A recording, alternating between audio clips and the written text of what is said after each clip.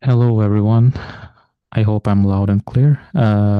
Welcome to today's webinar hosted by NVIX. My name is Navin Kunte, and I'm a researcher handling mainly South Asia. And today we will explore a topic that has made some significant changes in occupational safety and health regulations in India. So over the next 30 minutes, we will take a look at what has actually changed from the past and what companies and employers needs to know to keep up with their compliance.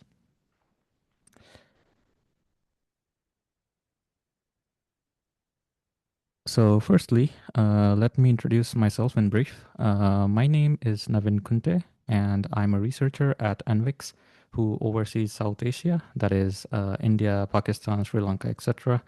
I have completed my master's degree from Nagoya University, Graduate School of Environmental Sciences, and my bachelor's degree from Pune University, India.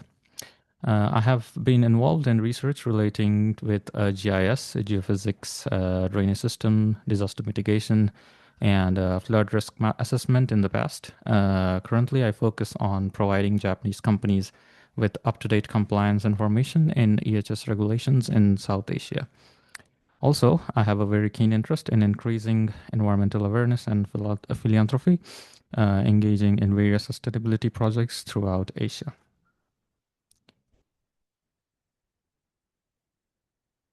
So before we dive into the regulatory text, please allow me to give a short introduction to our organization. NVIXT was established in 1994 by our founder and CEO, Mr. Yoshihiro Nakazato. We are headquartered in Japan, supported by a regular staff of 26, 20 associate domestic specialists, and an extensive global network of over 60 international partners. We focus strictly on environment, occupational safety and health, and industrial energy sectors. NVIX actively tracks environmental compliance across more than 50 countries, as you can see here. And our structural analysis spans over 20 core topics, which are mentioned here.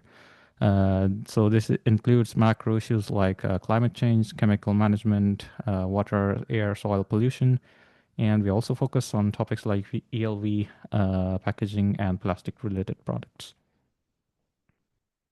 So here are some of our clients. Currently, we have more than 170 clients, ranging from consumer electronic giants like Panasonic, Toshiba, Hitachi, to automotive leaders such as Toyota, Honda, Nissan, and Mazda. This is a short introduction to our company. So now let's move on with the main topic of the webinar. So this is the contents for today's webinar, and today we will dive into a perspective of an employer and a business owners. First, we will look at the India's OHS legal framework. We will look at the four labor codes of India and how the regulations were in the past and what has changed. Then we will move on to the key compliance requirements under the new OHS code among these four labor codes, and what important things that we need to keep in our mind for maintaining a healthy and safe environment for all employees and at the establishments and companies. Moving forward, we will take a brief look at working hours, record keeping, and enforcements which are mentioned in the code. And lastly, we will cover the special provisions that are drastically different and that are not so common in the past laws. I would like to mention once again that today's contents are strictly related to only Occupational Safety, Health and Working Conditions Code 2020. It does not contain much information about the other three codes, although there are some huge changes in those codes. So I would recommend you to check onto them too. So this shows the timeline for the how these four labor codes were taken enacted. And so the beginning of this big reformation and those drastic changes in India's labor code began in August 2019, when the first code on wages received the presidential assent. Then in the following year, 2020, the Industrial Relations Code, the code and the Code on Social Security, and this OHS code received presidential assent. Then it took around 5 years of time for to bring all of these labor codes into force, and then the draft for central rules for all for labor implementation works on. Uh, then the all the draft was for the central rules for all four codes were published in on 30th December 2025. So while these codes are implemented like centrally, but we have to keep in mind that in India, implementation works on the basis of state government too. So while the central government has operationalized these codes and notified the finance central rules, the labor is a concurrent subject, and each state and union territory must separately frame and notify their own respective rules. So still the implementation is remained fragmented, and not every state has notified these rules for all these new for labor codes. So we will look at the status of the state-wise notification of these codes in the later part of this seminar. So now let's focus on this OHS code and what has this code consolidated. So this code has consolidated this following 13 major existing labor laws, which are mainly the Factories Act of 1948, Mines Act 1952, Dock Workers and Safety Health Welfare Act 1986, Building and the Other Construction Workers Act in 1996, Plantation Labor Act 1951, and so on. So all these 13 acts, these are consolidated by this OHS code. So, what was the reason for consolidating this all laws? So there was a really lot of multiple overlapping happening. For example, inconsistent definition was one case where varying terms across the laws made a problem, and there were multiple registration required and separate licenses for each law, and there were uncoordinated inspections, poor safety culture overall. Hence, to tackle all these problems, the central government of India has introduced these new codes to make a strong working health and standards, simplify more, and to make things uniform and more rationalized. So now let's move on to the contents of the code in more detail. So as I mentioned earlier, the government has made the definitions more simplified and consistent. So let's look at the sectors and establishments which are defined in this code. And this code applies to any establishment which has the following conditions. So, for example, the factories which are employing more than 20 or more workers, which is using power, and 40 plus 40 or more workers not using power without the aid of power. Any commercial establishment which employ 10 or more workers.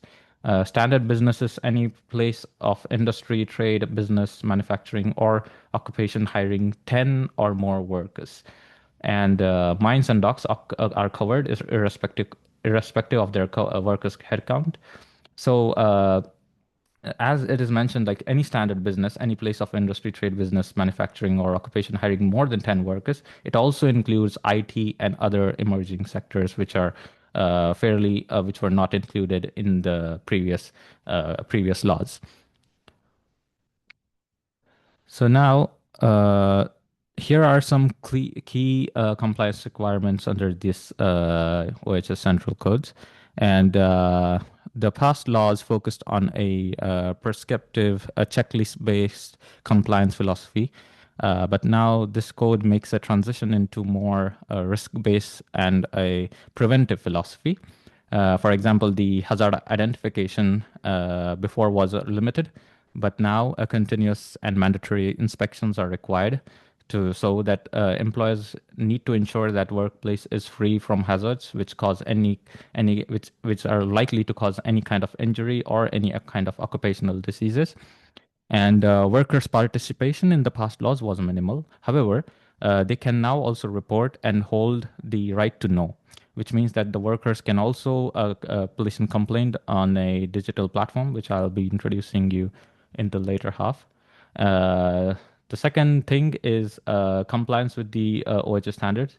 So employer need to comply with the occupational health and safety standards which are provided under the section 18 of this code. Then annual health examination, employer, regardless of any factory, dock, mine, building, or other institution, shall arrange and conduct free annual health examination within 120 days for all employees who have completed 40 years. Which means that this mandatory annual health checkup should be there for people who are workers who are above 40 years of age. Then the fourth and last is provide and maintain a working environment that is safe and free from any risk of health to employees, which also includes providing PPE kits, and which we'll be also discussing in detail in the later half. So now let's discuss about the most important thing mentioned in this code, which is to register an establishment through this new portal, which is called as Shram Suvidha portal. So under this code, there is this new digital centralized portal named Shram Suvidha portal. And its purpose is to create a single point of contact for all the employers, employees, and the enforcement authorities. This portal helps handle establishment and their inspection reports. The entry by employer, establishment, or and an enforcement agency can be done through this portal. And this is also quite helpful to manage labor reports and also the inspection status. So the key feature of this Shram Suvidha portal is called as labor identification number. So a labor identification number, or LIN in short, is a unique 10-digit number which will be issued to employers and business establishment in India, and it is provided by the Ministry of Labor and Employment. So under this code, it acts as a single master identifier link to all labor laws, such as like EPF, ESI, and it's really important for this simplified way of compliance. So after you register your establishment through this portal, you'll be given this labor identification number, which is really important because it's tracking all the compliance data for your establishment. So this also enables data integration across multiple enforcement agencies, and employee grievances can also be received online, and the employee has to settle them and submit a proof that they have cleared this employee's grievances. And through this portal, there is a overall balance between the enforcement agencies, establishment, and the employer itself. So let's move on with the registration part. So all employers, those employing one or more employees, are required to register online through the portal using Form 1. And the Form 1, I will just be showing you in the next slide. A registration certificate will be automatically issued within the 7 days of application. So businesses that have already registered are required to update their information within 6 months by November 8th, 2026. So even though if you have a registration certificate, you'll have to update it by November 8th. The issued registration certificate must be displayed in all the conspicuous locations on the premises of the establishment. So this is also one of the most important factor that after you have received the registration certificate, you must display it on all the premises. So now this is what Shram Suvidha portal looks like. This is the new website for the Shram Suvidha portal, which is 2.0 actually. And as you can see, you can enter through your username and password. And this is the same site which you'll be using for your registration process. So now let's move on with the contents of the code in detail. So first important thing about the code is to report an accident or any dangerous occurrence like which are there in the establishment, and what kind of things or the contents you should be presenting on the online portal if there is any kind of accident or dangerous occurrence which has taken place in your establishment. So in any event of fatal accident, a written report must be submitted using the form 11, which is shown here in this slide. So it has some basic information such as name of employer, address, and occurrence, nature, and then LIN, and all the branch department and the name and address of the injured person, and some more information on the injured person such as gender, age, and occupation. So this must be informed to the relevant police station, and the family of the deceased must be notified also in electronically through telephone or through mail, and also in writing. They should be informed as soon as possible. If an employee is unable to work for 48 hours or more due to workplace accident, the company must also notify the employee within 12 hours of the 48 hours within 12 hours of the 24-hour period of inability to work having elapsed. So moving on further, in an event of a dangerous incident, which are like 27 types of incidents, such as gas leaks, explosions, crane collapses, hazard material spilled, and building collapses. Notification should be given within 12 hours. Even if there is no any injuries which are occurred, all this report must directly go to the district magistrate or subdivisional police officer. So within 12 hours is the main time period of any kind of accident or dangerous occurrence has happened.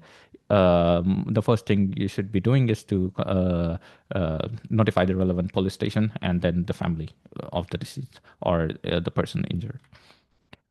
Now, moving on to mandatory appointment letters and annual health examination. So this code mandates that every single employee must receive a formal written appointment letter or employment notification letter before they start to work or like upon recruitment. So when you are recruiting an worker, so there is a mandatory appointment letter, and there is a predefined layout, which is also mentioned in the code, that you need to provide to the employer, to the employee, and that will act as a notification letter, and it must contain the type of work, working hours, and every other kind of like important information which will describe the nature of the work. And employers must also provide an annual health checkup for all employees who have completed 40 years of age, as I told you in the some few previous slides. Also, the cost will be borne by the employers. So this all health checkup should be done by the employers themselves, and not by the cost will be not borne by the employees. For industries involving dangerous operations or toxic exposures, for example, specific factories, mines, plantations, health examinations are mandatory for all workers, completely irrespective of their age. So if your employ establishment is involving any kind of dangerous operation, the health checkup is mandatory for all workers. So now let's look at the later of the appointment letter, which I told you, which is compulsory to be provided upon recruitment. So this is the format, which is mentioned in the code. It should have a job title, start date, wages, whether or not social insurance will be applied on. This is the most important part, like whether a insurance will be applied or not, like which is mentioned here in the 13 point applicability of social security, and also wages, basic pay, and other important things should be mentioned in the appointment letter. So now here is the dangerous accident or dangerous occurrence for a report format. If an employee contacts an occupational disease, which is defined by the Appendix 3 of this code, there are a few occupational diseases which are mentioned. The employer must immediately report it electronically by registered mail, and in the format given below. And this kind of notification should be sent on the online portal, and that this is how the government is trying to eradicate any kind of contagious diseases which might spread, such as COVID, which was there in the which we all know the pandemic caused havoc. So this kind of notification will allow them to understand what kind of diseases are being present in the establishment, and what kind of measures we should take if it is contagious or not. So now moving on with the workplace health and environment standards. A first aid kit should be kept available at all the times during work hours in the establishment, and the number of kits will be increased in departments with more than 200 employees. So the first aid kits should be there, and if there are more than 200 employees, the number of first aid kits also should be increased accordingly. So 33% of all employees will be required to be able to perform an first aid, and they must receive a refresher training every 3 years. And if there are female employees, at least one woman will receive a training. So, for example, in a department, if there is one woman, that woman has to receive this first aid training, which involves basic first aid, such as performing CPR and those kind of stuff. And this training should be mandatory for at least 33% of all employees. And the other important thing is of creating a health room. So for employees with more than 500 or more workers, employers with more than 500 or more workers, a health room must be established and staffed at all times with one qualified physician and sufficient amount of nurses. So there must be one health room which has one qualified physician and a sufficient amount of nurses, which can help people in any kind of emergency. So now moving forward, so this slide shows the kind of changes which are mandatory for indicating toilets. So, for example, changing rooms and shower facilities should be equipped with soap and towels, and they are required not only for men and women, but also for transgender individuals and the people with disability. So this is the new changing room and toilet facilities which the employers should have for disabled ones and for the transgender people.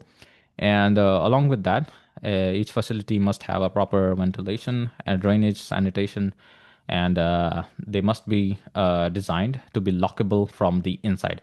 And they have signs at the entrance indicating the target group. For example, only men, and it should be in Hindi or English and the local language. For example, the mandatory is the Hindi and or English and the local language. For example, it's here. For example, it's written in Hindi and then in English or the local language. For example, it's in Maharashtra, then the case would be this in Hindi and this in Marathi. So this Hindi and here Marathi or English. And so this signboards must be mandatory in all the premises, all the toilet premises, and the toilet facilities for the disabled and the transgender are the important factor in this new code. So moving on forward, so if there are 50 or more female employees, daycare centers are called as creche for children under the age of 6 will be established. So this is also one mandatory thing. If there are 50 or more female employees, this service will be available free of charge to all the employees. So if your organization or establishment has 50 or more female employees, there must be one a creche with all the toys and the all the things to take care of the children of the employees. So employers also should regularly ensure that workplace hazards are identified and controlled. Appointment letters are issued to all the employees. Safety training is conducted. PPE is provided at no cost to employees. Annual health examinations are completed when applicable. Hazardous waste is disposed safely, and machinery is also inspected regularly. Workplace accidents are reported on time, and safety audits are conducted. And also statutory records are maintained and updated properly.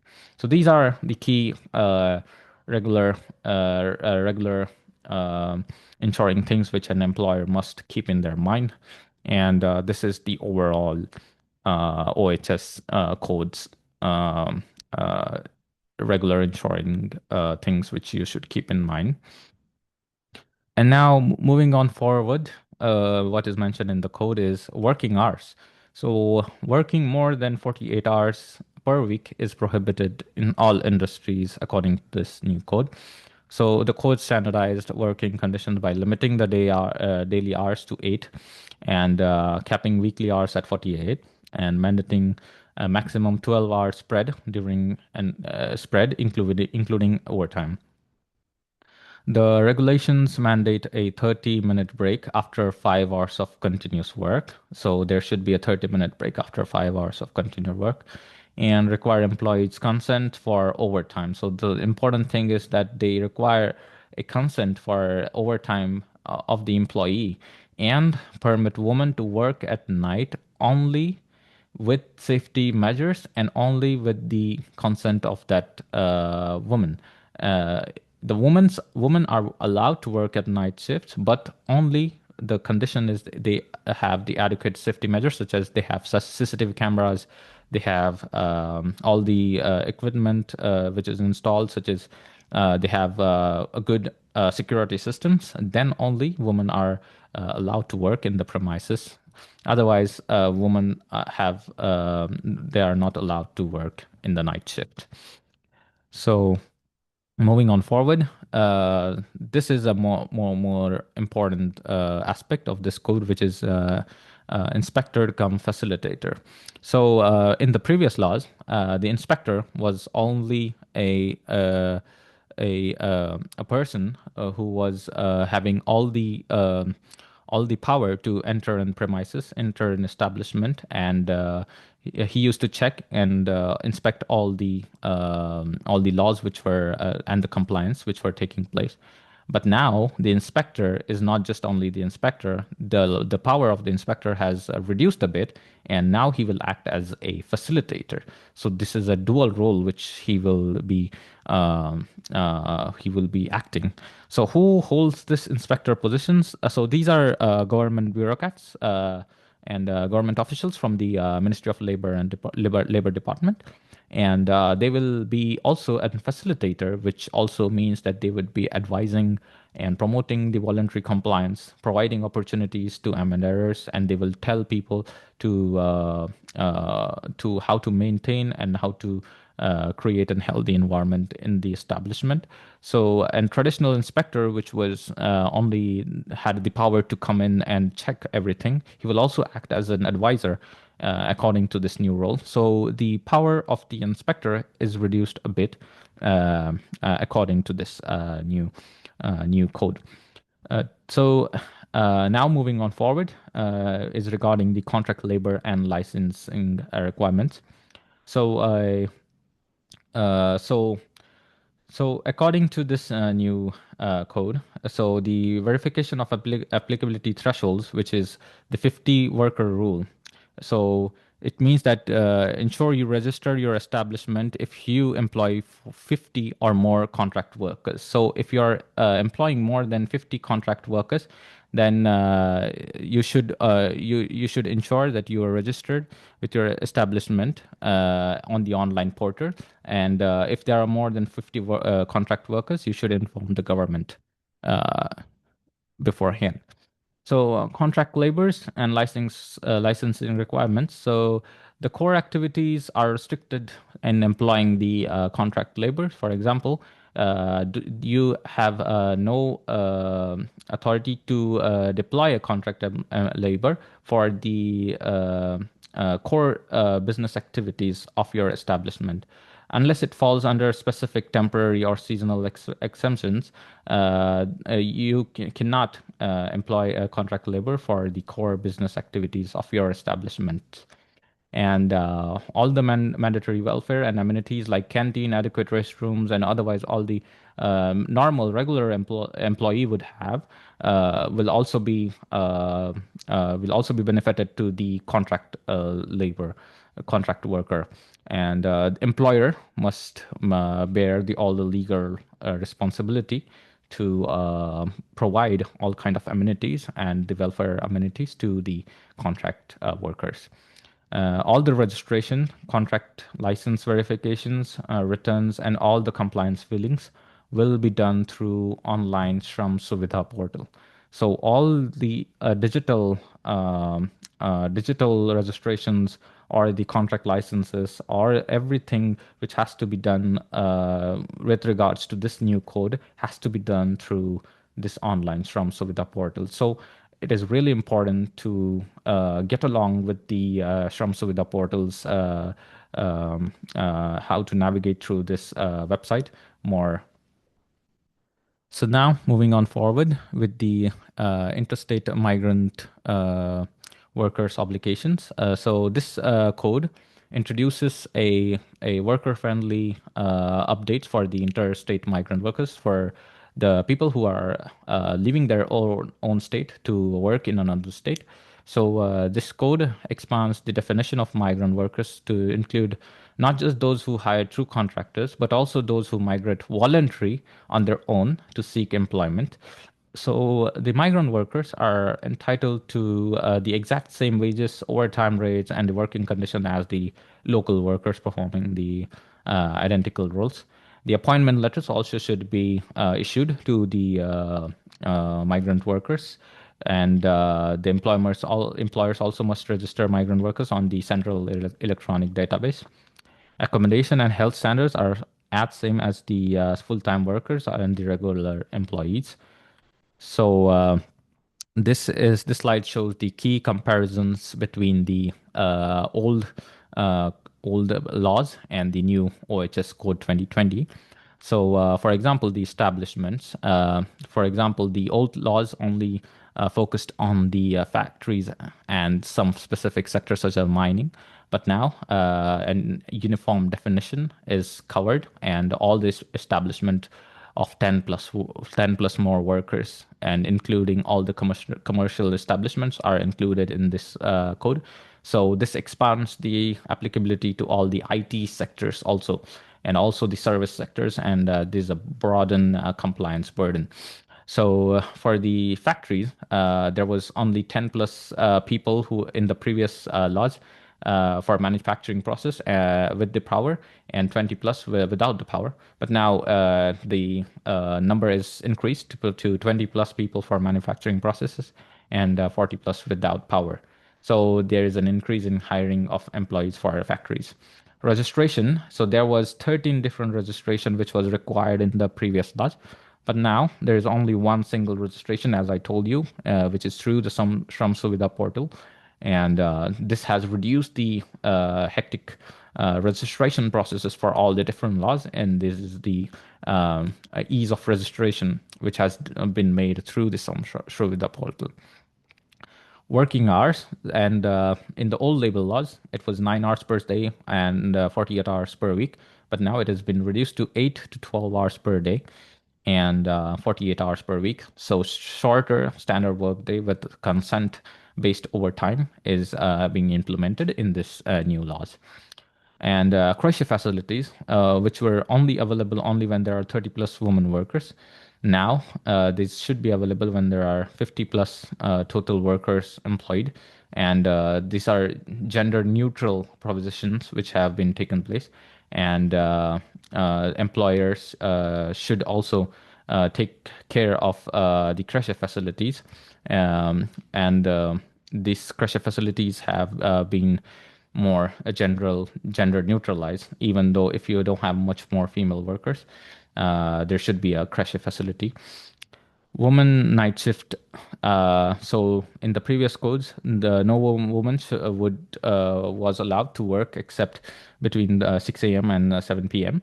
But now women are permitted to work unless and until you don't let perform any kind of heavy machinery works or and also like the work shall be performed based on the consent of the employee, woman employee, and they are allowed to work based on but just when the safety measures are adequate, and they have a flexible timings. So moving on forward, the free health checkups. So in the old labor laws, the checkups was only limited to the hazardous workers only. But in this new code, the employers must provide all workers above the age of 40 with an free annual health checkup, and the all the costs will be borne by the employer themselves. The interstate migrant registration in all labor laws was conducted by the employers, but now in this new code, and the interstate migrant can carry out their own self declaration via Aadhaar and other portable benefits. So and self declaration is provided in this new code, and the process is more simplified. The journey allowance for migrants. So in the old labor laws, it was not standardized to provide any kind of journey allowance for the interstate migrant workers. But in this new code, an annual journey allowance. So this should be provided, and so this annual journey annual journey allowance for the interstate migrants which are traveling between the states to travel to meet their families should be also provided by the employers. Moving on to the next, which is reporting of accidents and diseases. So applicable. In the old labor laws, they were mostly applicable to the factories, but now they are also applicable to. They are not changed, so they are also applicable to factories only, and there is no impact in this regard. So the penalties, so imprisonment of 2 years or fine up to 1 lakh or both was which was mentioned in the previous laws. So it has more decriminalized, and there is no imposition of any kind of imprisonment, but there are more higher fines which are mentioned in this new code, such as fines of more than 2 lakh or extendable to 3 lakh. And there are more penalties which are mentioned in the code.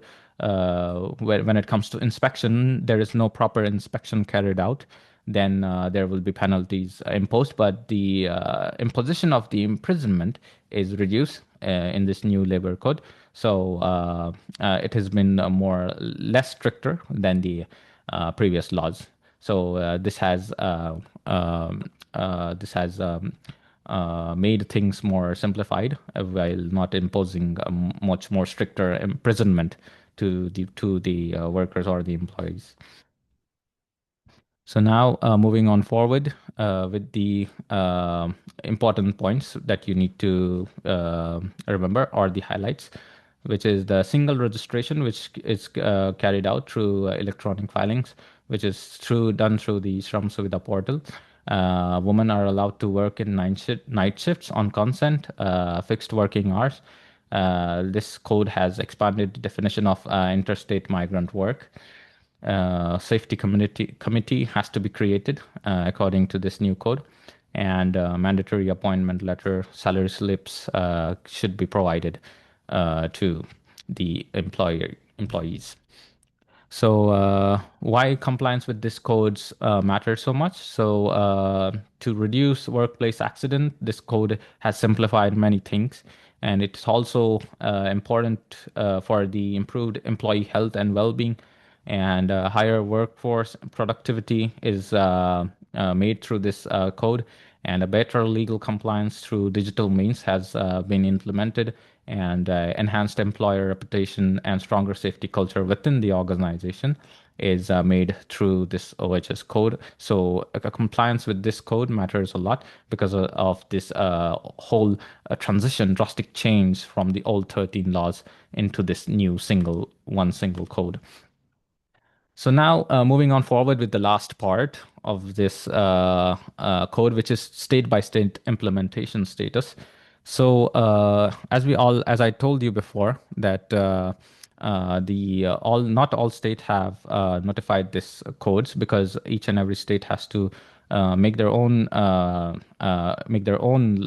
set of laws before they're implemented in the specific states. Central government, as I told, has already notified these codes, but not all states have fully notified them.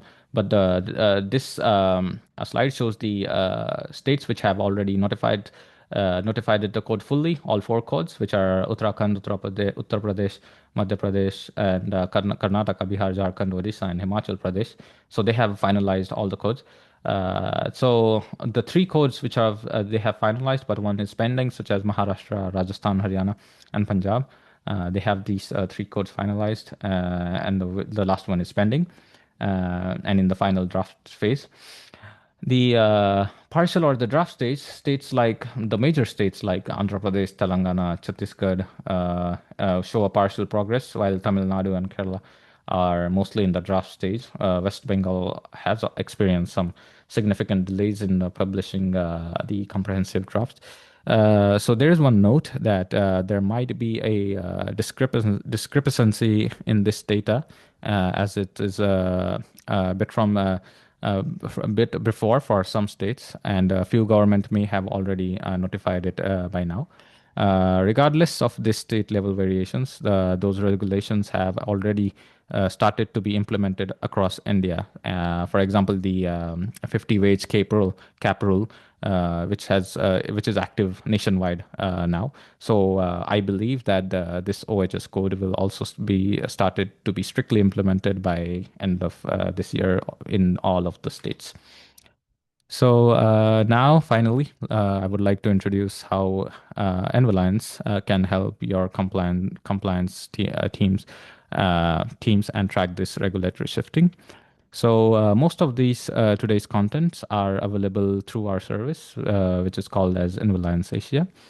And so let me introduce the 3 key strengths of Envalines. So first is that we provide a fresh environmental regulatory updates every weekday keeping you fully informed through weekday articles.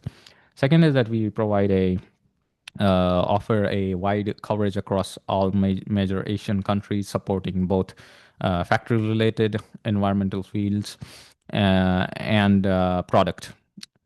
And third is that we deliver unique local insights, real on-ground information, which you cannot find anywhere else, such as going to various conferences and then providing articles on that. And those advantages will help you improve your environmental compliance throughout Asia. And Environment Asia keeps you informed with the steady flow updates. This is how the newsletter looks like. Each weekday, we release, I see, several new articles so that you can stay on top of latest environmental developments which are occurring in the Asian continent. And at the start of the every week, subscribers will receive a convenient email that highlights all the articles from the previous weeks, which is shown in the figure right here in the right. And moving on forward, this is what in our target countries, covered countries are. And of course, it not only covers Japan, but also other countries in Asia, such as Southeast Asia, South Asia, Middle East. And here are the topics, broad topics that we cover, not only the chemical management that we just talked about, but there are many other topics, not like ROHS, GHS, ELV, eco design, and energy efficiency labels for product compliance. For factory compliance, like air emissions, hazardous waste management, chemical storage, safety protocols, carbon taxes, and as we discuss in this seminar, occupational health rules. And now this is how an article looks like in a New Asia. And after reading this, you can get most of the key points of each regulatory update for that specific country. This shows the article for Vietnam. And furthermore, for some countries, we are gathering local information based on seminars. So the local seminar information is not just just for Japan, but also for Vietnam and other few countries. Such information are valuable to analyze and how to comply with the regulation in that country. And this is the pricing for our subscription, and these are the plans which we are providing. You can put an order easily through our platform in Asia, and you can just give us a mail. And also there is a 2-week free trial which is available. So feel free to contact us if you want to try out that free 2-week free trial. So I thank you so much for your time today. I hope that this webinar is useful, and this was my first webinar, so I hope you have understood the contents a bit more better. And there will be a feedback form which will appear at the when you close the webinar. So I'm really looking forward for your responses. And thank you, and see you soon in the next webinar. And have a nice day ahead. Thank you so much.